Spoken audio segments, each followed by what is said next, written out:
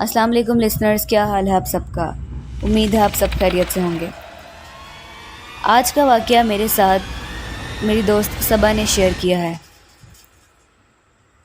उसका कहना है कि उन्होंने आज से 6 साल पहले एक सोसाइटी में घर लिया था। जब उन्होंने अपनी शिफ्टिंग वगैरह कर ली तो क्योंकि वो सर्दियों के दिन थे, सर्दियों में अक्सर ऐसे होता है कि लोग जल्दी घरों को चले जाते हैं और बाहर नहीं निकलते क्योंकि काफ़ी सर्दी होती है। लेकिन जिस एरिया में, जिस सोसाइटी में उन्होंने घर लिया था, वहाँ के लोग रात के टाइम अक्सर वहाँ के लोग जो थे, 3-4 घरों के लोग बाहर निकल कर एक जगह बैठ जाते थे, वहाँ की औरतें ख़ास तौर पर, और आग जला के इर्द गिर्द बैठ जाते थे और एक दूसरे के साथ अपने वाक़ियात, अपनी ज़िंदगी के किस्से शेयर करते थे।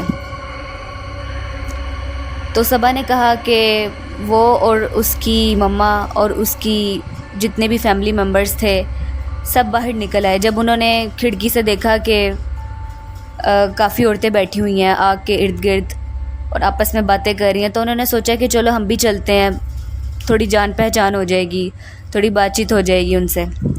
तो वो लोग भी उनके पास जाकर बैठ गए। उन्होंने अपना तारुफ़ वगैरह करवाया कि हम लोग यहाँ नए आए हैं, हमारा सामने घर है। तो वो लोग उनसे मिलकर बहुत खुश हुए। अब वहाँ पर बैठा हर शख्स अपनी अपनी कहानी सुना रहा था, अपने अपने वाक़ियात सुना रहा था। अब वहाँ पर एक आंटी थी, उन्होंने कहा कि जब ये सोसाइटी नई नई बन रही थी तो वो तब यहाँ पर आई थी। उनकी शादी हुई थी और उनके हस्बैंड ये कंस्ट्रक्शन का काम करवा रहे थे उनके घर का। उनका सिर्फ अभी नीचे वाला पोर्शन बना था और ऊपर वाला भी पोर्शन उनका बनना बाकी था। उनकी स्टेयर्स भी, उनकी सीढ़ियाँ भी नहीं बनी थी, और अगर ऊपर जाना होता था ऊपर वाले पोर्शन में कंस्ट्रक्शन के काम के लिए तो लकड़ी की सीढ़ी लगाई हुई थी। उन्होंने बताया कि जब उनका यहाँ पर आना हुआ तो उनकी नई नई शादी हुई थी। वो घर में सबसे छोटी बहू थी। उनसे पहले उनकी 3 जेठानियाँ थीं और उनके काफ़ी बच्चे थे। उनका घर काफ़ी बड़ा था और कम से कम 6 से 7 कमरे थे और काफ़ी बड़ा सा सहन था। उन्होंने कहा कि जब वो लोग इधर आए, इधर शिफ्ट हुए, तो कुछ ही दिनों में उनकी मोहल्ले वालों से, जितने भी आसपास उनके घर थे, वैसे तो ज़्यादातर वहाँ पे प्लाट थे क्योंकि वो नई नई सोसाइटी अभी बन रही थी, वहाँ पर इतने घर नहीं थे लोगों के, लेकिन जितने भी लोग वहाँ पे रहते थे उनकी उनसे जान पहचान हो गई अच्छी खासी, और कभी वो लोग उनके घर आते थे, कभी वो लोग उनके घर जाते थे। तो अक्सर उन लोगों के जो बच्चे थे वो उनके घर खेलने के लिए आ जाते थे उनके बच्चों के साथ। तो एक दफ़ा ऐसा हुआ कि उनके बच्चे सहन में खेल रहे थे, शाम का टाइम था, और अचानक खेलते खेलते उनकी जेठानी का एक जो बच्चा था उसकी नज़र ऊपर पड़ी तो उसने देखा कि वहाँ पर उनकी जो छत है वहाँ पर एक औरत है जो चलती हुई जा रही। उसने सफ़ेद कलर का गाउन पहना हुआ है पाँव तक और उसके लंबे से बाल हैं काले रंग के, और वो चलती हुई जा रही है और उसको कोई होश नहीं कि वो गिर जाएगी नीचे। वो चलती हुई जा रही है और आहिस्ता आहिस्ता चलते चलते वो बिल्कुल दीवार की नुक्कड़ पे आके खड़ी हो गई है। इतनी देर में उसने बाकी बच्चों को भी इशारा किया कि वो देखो ऊपर कौन खड़ा है। सब ने ऊपर की तरफ देखा, तो जैसे ही सब ने ऊपर की तरफ देखा उसने फ़ौरन से पहले साथ वाले प्लॉट में छलांग लगा दी और सब बच्चों ने चीखना शुरू कर दिया और वो भागकर अपनी अम्मी के पास गया। उसने सारी बात बताई। जितने भी फैमिली मेम्बर्स थे सब परेशान हो गए कि अभी तो अब हमारा कंस्ट्रक्शन का काम चल रहा है और अब हमारे अलावा घर में अभी कोई है भी नहीं, ना कोई मज़दूर है जो छत पर जाए, ना कोई और ऐसा मेंबर है। सारे मेंबर इस वक्त नीचे वाले पोर्शन में हैं, तो ऊपर कौन था? बच्चों ने किसको देखा है? सब बहुत परेशान हुए। और वो जो बच्चा था वो इस वाक़े के बाद वो काफ़ी बीमार हो गया। जिसने सबसे पहले देखा था वो काफ़ी बीमार हो गया। अगले दिन उसको बहुत ज़्यादा बुखार हो गया। फिर उन्होंने उस इलाके की मस्जिद के इमाम साहब को बुलाया कि इस तरह हम लोग तो अभी तकरीबन हमें कुछ ही अर्सा हुआ यहाँ पे शिफ्ट हुए और हमारा कंस्ट्रक्शन का काम चल रहा है ऊपर वाले पोर्शन में, तो आप देखें कि ये क्या मामला है। हमें तो इस जगह का अंदाज़ा नहीं है कि किस किस्म की जगह थी, हमने तो बस यहाँ पर घर ले लिया और कंस्ट्रक्शन करवा रहे हैं। तो उन्होंने कुछ हिसाब लगाया और अपने इल्म के ज़रिए उन्होंने बताया कि ये जो साथ वाला प्लॉट है यहाँ पर क्योंकि काफ़ी कचरा वगैरह और काफ़ी अरसे से ये खाली पड़ा है, अक्सर प्लॉट में ऐसे होता है कि वो असेब ज़दा हो जाते हैं, वहाँ पर लोग कचरा फेंकते हैं, सफाई का ख्याल नहीं रखते हैं और काफ़ी अरसे बाद अगर उनका दिल करे तो वहाँ पर घर बनाते हैं। नहीं तो मैंने ऐसा देखा है कि काफ़ी अरसा काफ़ी साल वो प्लॉट ऐसे ही खाली रहते हैं और वहाँ पे कचरा पड़ा होता है और किसी को कोई परवाह नहीं होती है।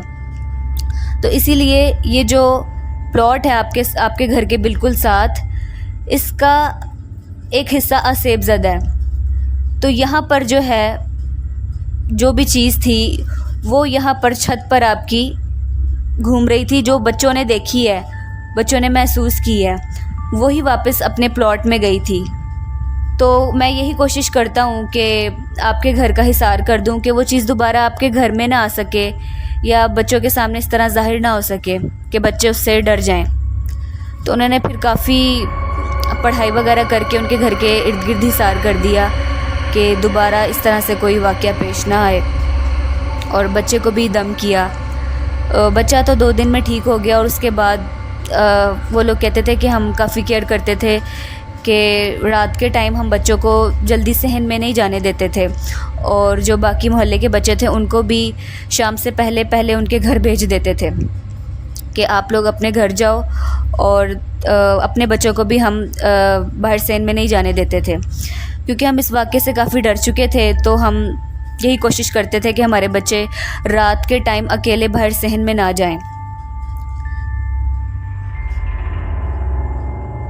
फिर उनकी जेठानी ने भी बताया कि बच्चों ने तो देखा था उस चीज़ को, लेकिन इस बात से, इस वाक़ये से तकरीबन 2 हफ़्ते पहले उन्होंने एक चीज़ को देखा था उनके सहन में। वो आधी रात को उठी थी किसी काम से, जब वो बाहर सहन में आई तो वो नींद में थी। उन्होंने देखा कि उनकी सहन की क्यारी में जो फूल लगे हैं, कोई चीज़ बैठकर उनको सूंघ रही थी। तो बस पल भर का ये मंज़र था। जब अचानक से उन्होंने गौर से देखना चाहा तो वहाँ पर कुछ भी नहीं था। उनको लगा कि ये शायद उनका वहम हो, लेकिन ये बात उनके ज़हन में थी और उन्होंने हमें इस वाक़ये के काफ़ी देर बाद बताई ताकि घर वाले डर ना जाएं और यहाँ से शिफ्ट ना हो जाएं, क्योंकि अब हम घर ले चुके थे और हिसार करवा चुके थे। तो उन्होंने कहा कि कोई बात नहीं, हम अल्लाह का नाम लेके यहाँ पे रहना शुरू करते हैं।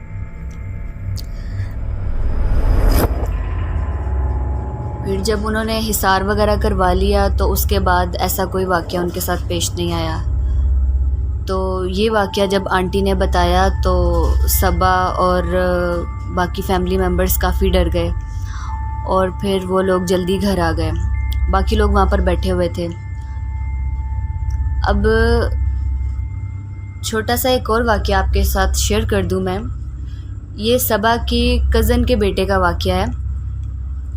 वो 6 से 7 साल का था और उसकी आदत थी कि वो अक्सर लोगों के घरों की बेल बजाकर भाग जाया करता था।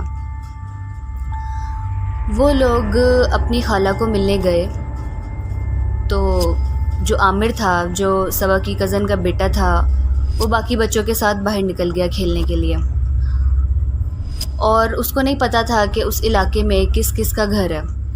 तो खेलते खेलते बच्चे काफ़ी दूर निकल गए और वहाँ पर साइड पर करके एक काफ़ी पुराना घर था। आमिर ने बारी बारी सब घरों की बेल बजाना शुरू कर दी। जब वो उस घर तक पहुँचा तो काफ़ी पुरसरार सा पुराना सा वो घर था।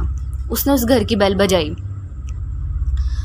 पहले तो कोई आवाज़ नहीं आई, फिर उसने दोबारा उस घर की बेल बजाई तो जो खिड़की का पर्दा था वो थोड़ा सा हटाकर ऐसे लगा जैसे कोई औरत है और वो बाहर देख रही है। फिर उसने वो पर्दा पूरा हटाकर उस बच्चे को कहा कि बेटा अंदर आओ, मैं तुम्हें मिठाई देती हूँ। आमिर छोटा था, वो लालच में आके उसने उसकी बात मान ली और वो दरवाज़ा खोल कर अंदर चला गया। जब वो अंदर गया तो उसने देखा कि जो औरत खड़ी थी खिड़की पे वो वहाँ पे नहीं है। वो हैरान हुआ कि अभी तो यहाँ पर खड़ी थी और उसने मुझे अंदर बुलाया कि मैं तुम्हें मिठाई देती हूँ, तो अब वो खुद गायब हो गई है। वो थोड़ा सा और अंदर गया तो सामने एक कमरा था। जब उसने उस कमरे का दरवाज़ा खोला तो अंदर से बहुत सख्त बदबू आ रही थी, जैसे किसी जानवर को मार के फेंका हो। उसने फ़ौरन से वो दरवाज़ा बंद कर दिया और जैसे वो दरवाज़ा बंद करके पीछे पलटा, वही औरत उसके पीछे खड़ी हुई थी और देखते ही देखते उस औरत ने ऐसा भयानक रूप उसको दिखाया कि वो खौफ के मारे चीखता हुआ उस घर से बाहर निकला और वो थोड़ा सा भागा ही था कि थोड़ा आगे जाकर वो बेहोश हो गया। अब जब थोड़ी देर बाद सबा की कज़न ने देखा कि आमिर किधर है, तो वो ढूंढते ढूंढते जब उस एरिया तक पहुँचे तो उन्होंने देखा कि उनका बेटा वहाँ पे बेहोश पड़ा है और कुछ लोग जो हैं वो उसको उठा रहे हैं, उसको होश में लाने की कोशिश कर रहे हैं। तो उन्होंने कहा कि ये आपका बेटा है तो आपने इसको इधर आने क्यों दिया है?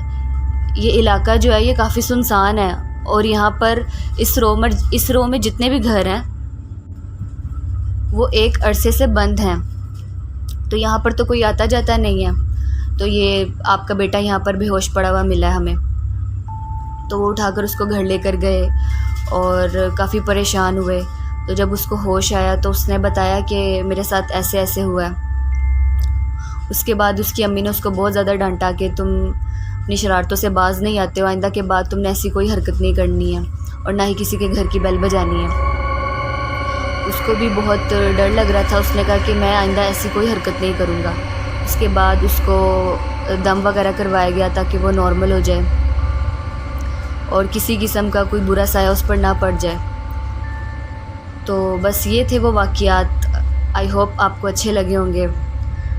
अगर आपको अच्छे लगे हैं तो लाइक करें, वीडियो को शेयर करें और कमेंट सेक्शन में मुझे बताएं कि आपको कैसे लगे हैं। अगर आप लोग भी कोई वाक़यात शेयर करना चाहते हैं तो devilstories7@gmail.com पर आप मुझे सेंड कर सकते हैं।